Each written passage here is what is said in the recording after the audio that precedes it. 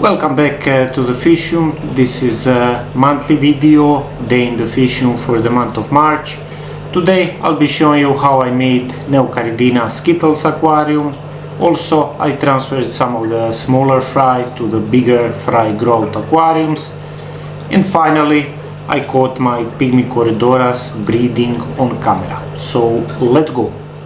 Finally I have an empty aquarium for all the Skittles shrimps, and I'm going to make it in this one. The volume is 84 liters. Previously I had some fish in it, red neon blue eyes, but I moved them to a different aquarium. I made another breeding aquarium for them.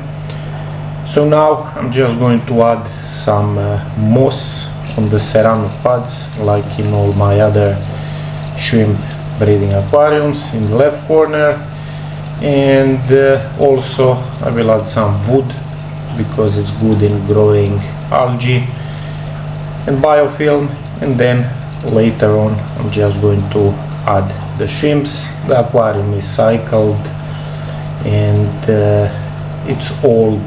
I think it's already more than 6 months.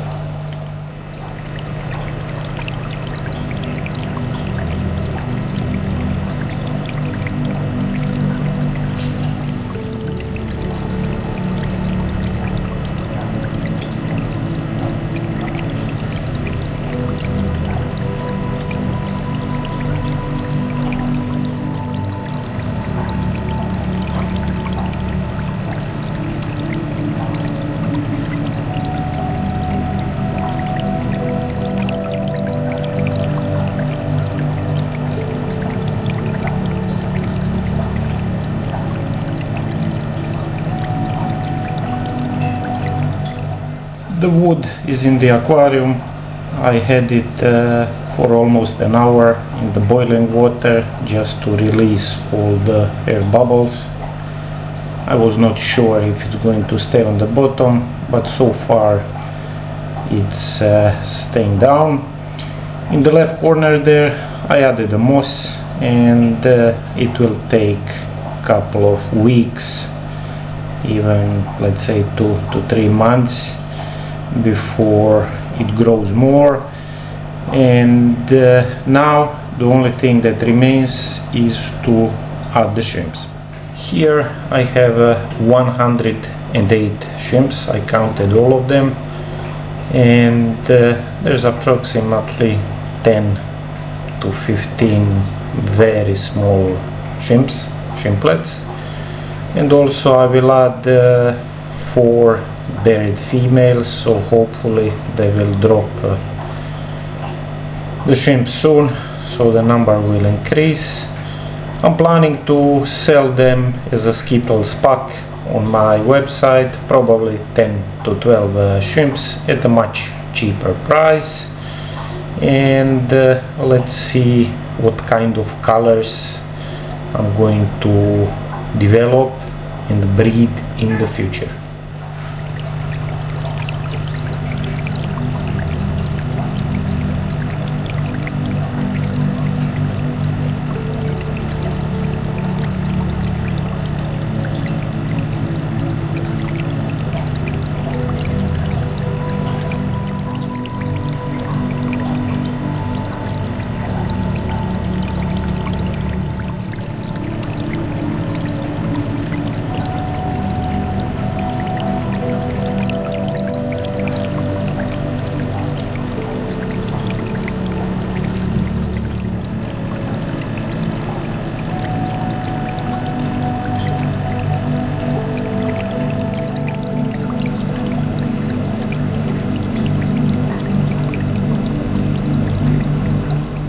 The shrimps are in, and the only thing now that remains is to wait for them to start breeding.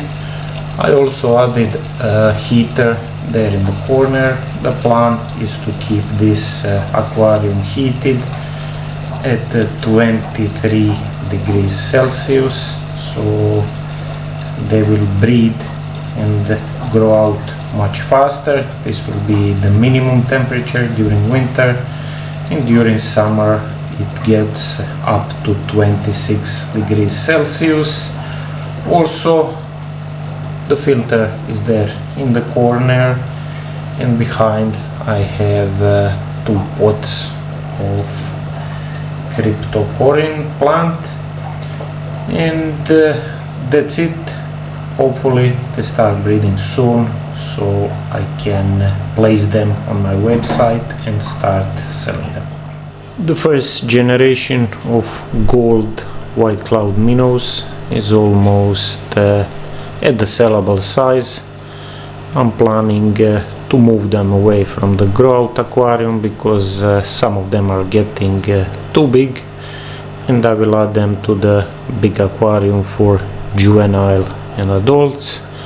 The plan is to start selling them on my website in a couple of weeks. I will let them grow a few more millimeters, and then I'm going to sell them.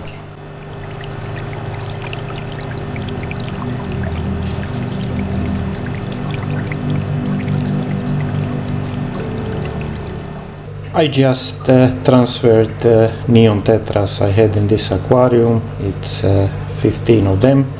I moved them to a different aquarium, and a very interesting thing happened. If you see this container here, I netted the fish out, I added them to the container, and then I moved the fish to the big aquarium, and at the bottom of this small container I found a surprise.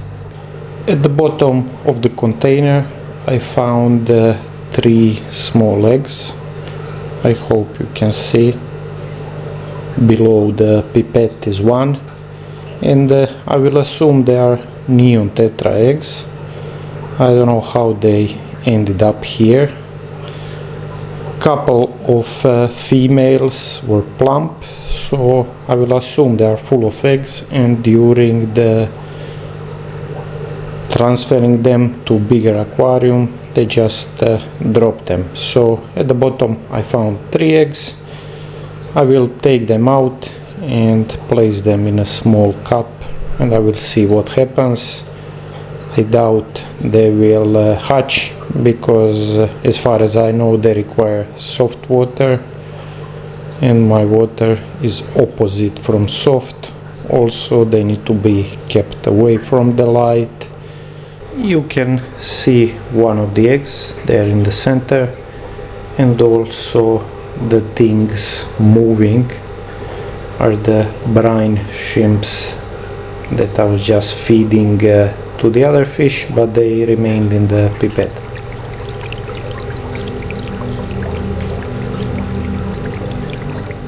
In the PYGMY CORYDORAS aquarium there's a lot of action. They started breeding a couple of hours ago, and they already left 50 something eggs, I think even more.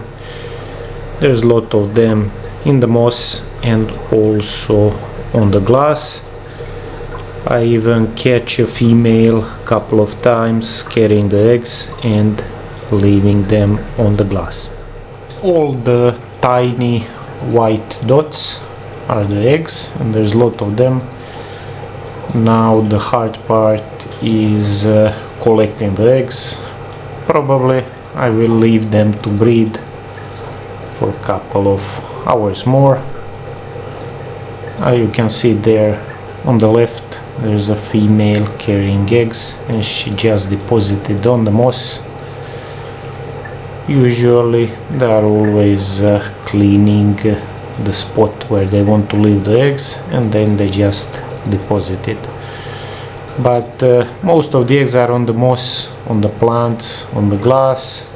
So as I mentioned, now the hard part is to pull out all the eggs.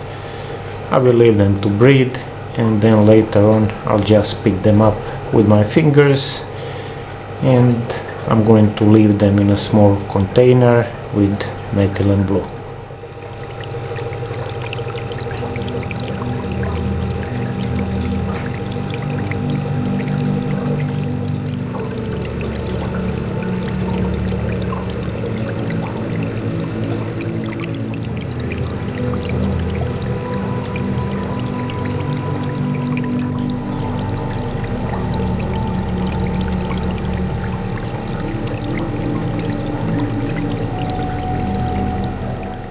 As I'm slowly shuffling a couple of things in the fish room, I'm going to remove the guppies from here, and then I'm just going to add them to a different aquarium.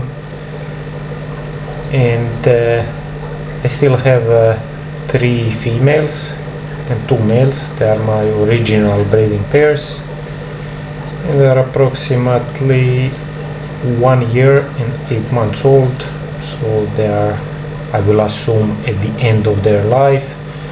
Usually before, when I was buying guppies, they would live not even up to 1 year, but I guess I got a good line, so I'm just going to try to maintain it. I'm going to pull the breeding pairs, and also there's a few small guppies in the aquarium. I need to catch them and remove them. And this aquarium in the future is going to be Hillstream Lodge breeding aquarium. The other aquarium that I have my loaches will be repurposed as a Sterbai breeding aquarium, SKITTLES CORYDORAS, and I'm going to move loaches here. I will just add the stones from that aquarium here. I will remove the plants, and that's about it. I managed to pull 2 females and 2 males, so there is still 1 female remaining. Unfortunately, I cannot catch it, so I will have to remove everything from the aquarium, but I'm going to do that at a different time. For now, I'm just going to add the adult breeding pairs to this aquarium, and I'm going to move the small fry that you can see here with the other fry.